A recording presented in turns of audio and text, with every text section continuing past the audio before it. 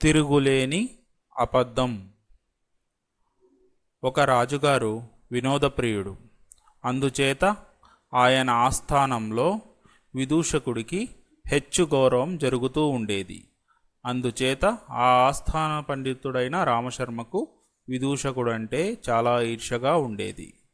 పాండిత్యం దాదాపు ఏమీ లేని ఆ విదూషకుడికి రాజుగారు చీటికి మాటికి అగ్రస్థానం ఎందుకిస్తాడో రామశర్మకు అర్థమయ్యేది కాదు. ఒకరోజు రాజుగారు అందరికన్నా గొప్ప అబద్ధం చెప్పిన సభికుడికి బహుమానం ప్రకటించి అబద్ధాల విలువను నిర్ణయించే పని విదూషకుడికి అప్పగించాడు. సభలో ప్రతి ఒక్కరూ తమకు గొప్ప అబద్ధమని తోచినది చెప్పసాగారు. కొందరు తెల్లకాకులను చూశామన్నారు, మరికొందరు ఎగిరే మనుషులున్నారన్నారు.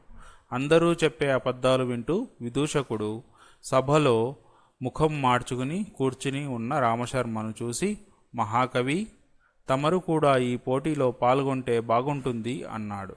రామశర్మ రుసరుసలాడుతూ, అబద్ధాలాడటం మా వంశంలో ఎవరికీ తెలియదు, అలాంటిది మా ఇంట వంట లేదు అన్నాడు.